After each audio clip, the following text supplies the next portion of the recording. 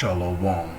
First and foremost, giving all praises, honor, glory, respect, and blessings to Yahweh, Bahasham, Yahweh Shai, Bahasham, Rakha Kwadash. Salutations to the Lord's elect on the four corners of the earth, pushing this truth in sincerity while patiently waiting for Yahweh Shai's return. And double honors to our apostles and elders of Great Millstone, which have taught us everything we know through the spirit and power of Yahweh, Bahasham, Yahweh Shai. And welcome to another series of quick and important information being brought to you by the spirit and power of Yahweh, Bahasham, Yahweh Shai. Economist warns of U.S. financial crisis. And for a long time, we've been telling you Israelites to come back to Yahweh, Bahasham, Yahweh Shai. The Israelites, which are the so-called Negro, Latino, and Native Indians. Now, as you've seen up there at the top of the screen, the U.S. is in a financial crisis. And the financial crisis always starts with these banks. When the banks are in trouble, they use the money of the people to bail themselves out. And technically and typically, this is what we're seeing here. An analyst known for accurately predicting past crises has claimed that a recent spate of failures portends trouble. As you see right there. And what do you see right there? Silicon Valley Bank. Financial crisis always starts with the banks. When the banks go, so does the financial system of America. Stephanie Pomboy, the U.S. economist known for her predictions of America's early 2000s trouble bubble and the 2008 global financial collapse, has sounded the alarm on recent spate of bank and cryptocurrency failures that could be just the beginning of another cascading crisis. You see that? Now let's play this video right here. Stephanie Pomboy is an economist. She founded Macro Mavens, where she is the CEO. She joins us tonight. Stephanie, thanks so much for coming on. So can you just give us your coolest, most attached assessment of what we're seeing? This seems like a big deal, is it? Well, I mean, I can't believe that you're not allayed by listening to the Treasury Secretary Yellen. I mean, clearly she's got the situation at hand. I also am just stunned, Tucker, that you don't believe that diversity, equity, and inclusion are the root of a sound financial system. I mean, come on, where have you been for the last year, Tucker? It's time for the kids to be quiet, and let's get some real economists here who aren't just repeating Atlantic articles. This is insane. It is absolutely insane. And the layers of insanity, I mean, I can't even believe the videos you showed about the people at SVB, focused on the women's ski vacations and whatnot. It's just nonsense. And you're right. What we're facing right now is really serious. I mean, we are on the brink of a 2008 style financial crisis, and I'm not trying to be hyperbolic. In fact, you and I discussed this at length in our long-form interview several months ago. On the brink of a 2008 and at the time, the Fed hadn't crisis. even raised rates nearly as high as they have today. And I was saying, look, you don't raise rates in record fashion on an economy toting record leverage at maximum speculation and expect no consequence. I mean, this was clearly going to happen, and now we're seeing the weak links in the chain break. The areas where speculation was most rampant and most egregious are clearly coming down, and they're doing so as they seem to do in all the three-letter acronyms, just like they did in 2008. We're back to the three-letter acronyms, and there'll be a lot more of those. And frankly, I think this is the unintended consequence of the Fed's monetary policy, layered with really bad fiscal policy on top of it. But essentially, they've been encouraging people to take reckless risks for years just because you have no alternative.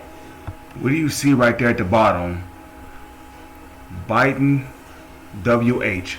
Silicon Valley Bank collapse is a totally isolated incident. Everything is fine. You see how they lie to you through their mainstream media? The reality of the fact of the matter is that everything is not fine. This country is heading towards financial ruin, and you people are being kept in the dark about it, while these sneaky little devils do their little witchcraft behind the scenes. You people will never see it coming. If you could get 0% sitting in a T-bill or having your money in the bank, or you could run out and you could speculate, and that's what they've done, and that's all coming back to bite them hard. And we've got some major consequences coming at us, and I think it's going to devolve very rapidly because of all the leverage that's been built up here. That's exactly right. If you treated your children like the Fed is treated Wall Street, your kids would all be in rehab. You know, and what they've done is bad, no doubt. Stephanie Pomeroy, I appreciate your wisdom on this. Thank you.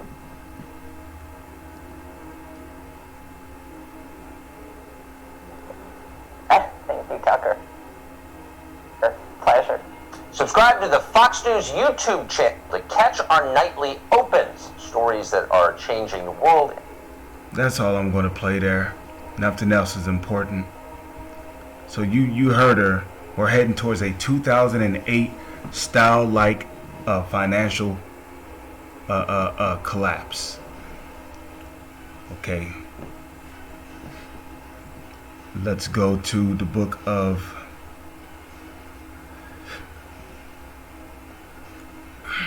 Jeremiah. Bear with me for one moment. My laptop is being a total retard right now.